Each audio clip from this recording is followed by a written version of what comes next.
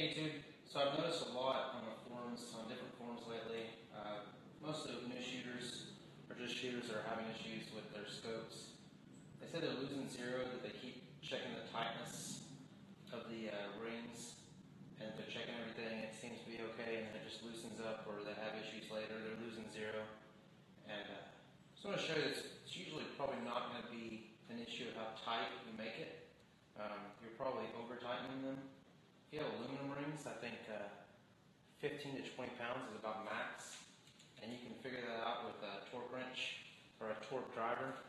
This is the one I got off Amazon. I think it's under $40. I plan on getting a better one. I ordered one, the first one that had a lot of really good reviews. It's from 10 pounds up to 50 pounds. So actually I need one for the mini chassis because it requires 65 in the front and 45 in the rear.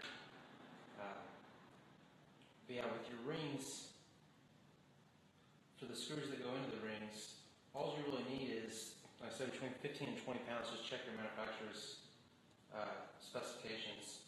And really, to go with good rings, these are Badgers. I consider them some of the best. Seekins makes really good rings. The Leopold Mark IVs are good. A lot of people say Burris makes a decent ring. I think they're probably the cheapest that people really like. And then I've always been a fan of TPS rings. So you just take this torque driver here and you adjust it.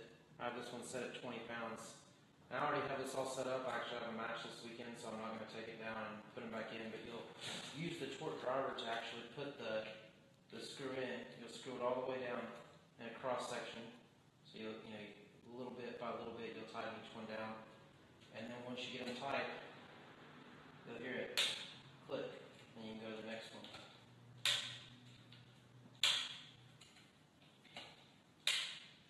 Just like that.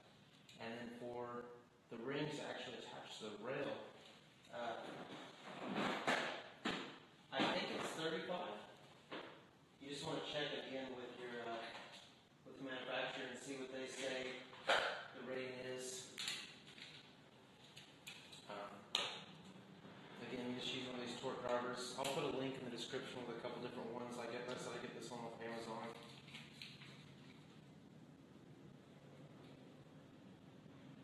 So let's do 35, and I'll flip this around here.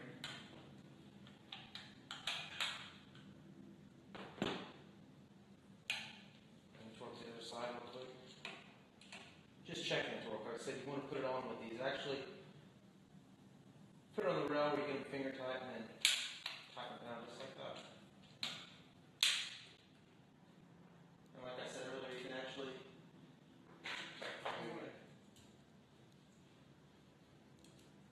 just get one of these little adapters, all these different ones.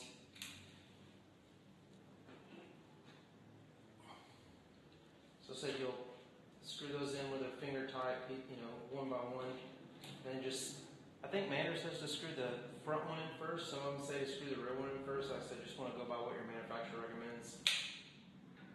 And just tighten down again until you get to the little click.